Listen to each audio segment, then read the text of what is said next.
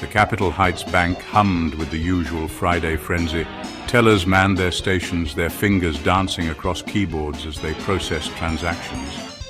Customers, a mix of business people and retirees, queued patiently, their eyes darting between their phones and the moving queue. The air buzzed with hushed conversations. The aroma of stale coffee and cleaning products lingered in the air, a peculiar but familiar scent of commerce. The bank, a grand structure of marble and glass, stood as a monument to wealth and security. Its high ceilings and expansive floor plan, meant to inspire awe, also provided multiple vantage points for someone like Kade.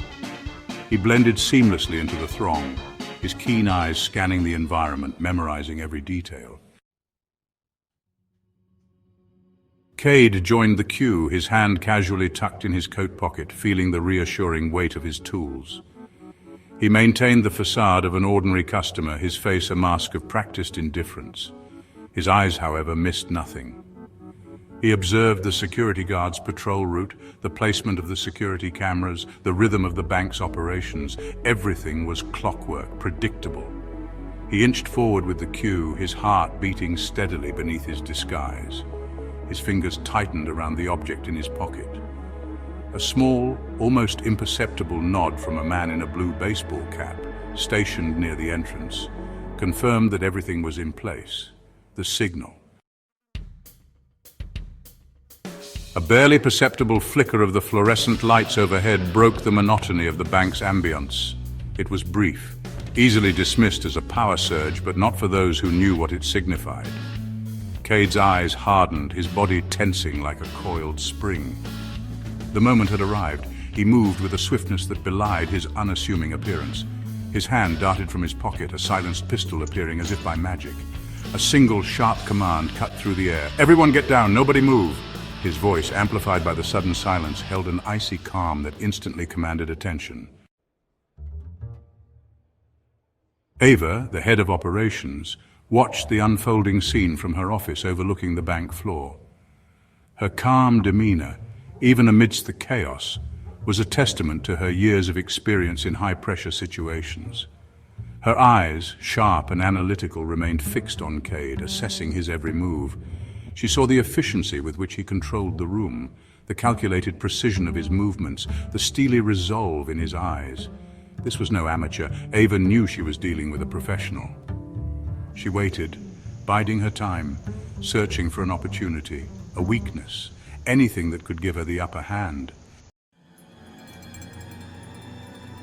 Key. Vault door, steel, imposing, guard in front, terrified, Kade's voice cold and sharp. A symphony of panic. Don't! A new voice, calm, measured. Ava stepped forward, confident. This doesn't concern you. Kade's eyes narrowed, didn't waver from the guard. It does now, I know the codes. Kade turned slowly, gun still raised, a flicker of annoyance. Step aside. The codes, Kade, not keys. Ava's eyes locked onto his, a silent battle. Vault open, air thick with anticipation. Ava punched in the code, a symphony of clicks and whirs. You didn't need him. Kade gestured to the guard, dismissed. He's just doing his job. Ava countered, eyes scanning the vault's contents. Your concern is touching. Sarcasm laced Kade's words. He moved deeper inside. Ava followed. You could have just asked. Time is a luxury I don't have. Kade's voice echoed, frustration building. What are you looking for? Ava pressed, patience thinning. Kade ignored her, pulled out a box, empty. He slammed it down. The sound reverberated. There! Ava pointed, a faint glow, a locked metal case pulsed softly. Open it! Kade shoved the heavy steel case towards Ava. His voice was a strained whisper, barely audible over the bank's alarm system blaring through the echoing hall. Ava stared at the case, her brow furrowed. It was ornate, engraved with strange symbols that sent shivers down her spine. I don't know how. Ava's voice trembled. Her fingers hovered over the cold metal, afraid to even touch it. It was one thing to break into a high-security vault, quite another to unlock a mystery hidden within. What even is this, Kade? Kade ran a hand through his sweat-drenched hair, his patience wearing thin. Does it look like I know? Just open it. It has to be here. It's the only thing left. The vault's steel door lay mangled behind them, a testament to their daring heist. Now, surrounded by riches, only this mysterious case mattered. Ava glared at him, her fear replaced by a sudden surge of anger. Don't you dare shout at me. We're in this mess because of you. She jabbed a finger at the case. You said you knew what we were looking for. Kade grabbed her wrist, his eyes blazing. And you vouched for this place, remember? You said you knew its secrets. He shoved the case into her arms. Figure it out, Ava, now. Time was slipping away. Every second the alarm blared, the more vulnerable they became. Ava's fingers traced the intricate symbols on the case, cold and unforgiving under her touch. There was a lock, but no keyhole, no combination dial, nothing familiar. A knot of dread tightened in her stomach. What had they gotten themselves into? Suddenly, a deafening explosion ripped through the silence, shaking the very foundation of the bank. Dust and debris rained down on them as a shockwave slammed into them, throwing them off their feet. Ava cried out as she hit the ground, the case flying from her grasp. The air filled with the acrid smell of smoke and the distant sound of screams. Kade scrambled towards her, his eyes wide with alarm. What was that? He pulled her up, his grip bruising. The ground trembled beneath them, another explosion echoing in the distance.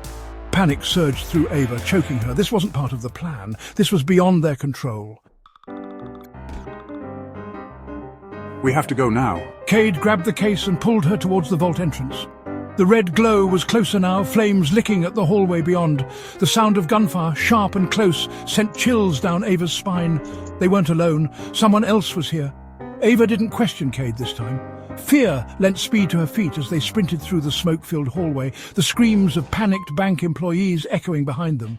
Ahead, the bank's grand entrance lay in ruins, shattered glass and twisted metal a testament to the attack. And through the haze she saw them.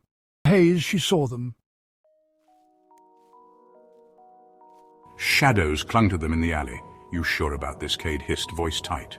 Ava, eyes sharp, clutched a dented laptop. Quiet, and yes, they were an odd pair. Kade, ex-military, all hard edges and suspicion. Ava, a tech whiz, moved with a dancer's grace. They'd met for this. A shared distrust of the National City Bank. My contact inside, she risked everything, Ava whispered, tapping the laptop. Proof. Money laundering. Worse. Kade wasn't convinced, but something in Ava's voice, he stayed silent. A distant siren wailed, drawing closer. Trust was a luxury they couldn't afford, not anymore. The air crackled with tension. Ava worked, fingers flying across the keyboard. Here, she breathed, spinning the screen.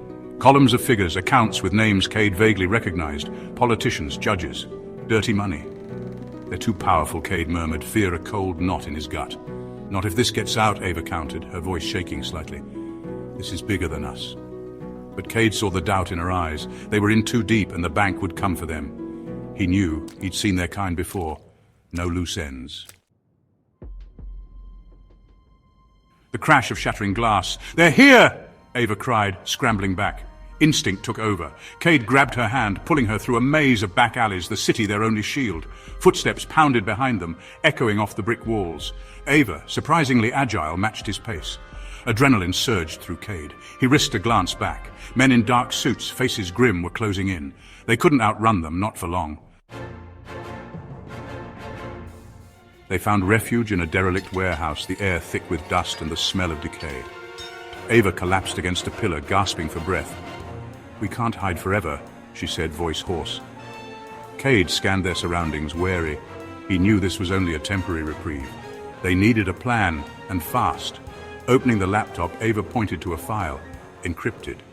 But I think it's the key to everything. Her fingers danced across the keyboard once more, a look of intense concentration on her face. Hours ticked by. Ava, face illuminated by the laptop's glow, swore under her breath, almost there. Suddenly the file opened, a complex diagram, names, dates, locations, and at the center of it all, Kade's picture. What? Ava's voice was barely a whisper. She looked up at him, eyes wide with accusation. You were part of this. Kade felt a chill run down his spine. He'd been played, used, but by whom and why? He needed answers, needed to clear his name. Before Kade could speak, a voice boomed from the warehouse entrance. Well, look what we have here. Two men, faces familiar from the chase, stood silhouetted in the dim light. One held a gun. They were trapped. Ava's eyes met Kade's, fear replaced by a steely resolve. We're in this together now, she whispered, pushing the laptop towards him. Get that information out. For a moment, their shared predicament overshadowed their suspicions. They had a common enemy now, and survival depended on their unlikely alliance. The ensuing struggle was brutal, a desperate fight for survival. Kade, relying on his training, managed to disarm one attacker, while Ava used her agility to outmaneuver the other. In the end, they were victorious, bruised but alive. Ava, clutching the laptop, looked down at their unconscious assailants. "It's over," she said, her voice trembling. News of the scandal broke the next day, sending shockwaves through the city. Ava became an unlikely hero, exposing the corruption that had infected the heart of the city. Kade's role remained shrouded in mystery, his fate uncertain. He was a ghost, vanished into the shadows, his name whispered in hushed tones, a chilling reminder of the price of truth.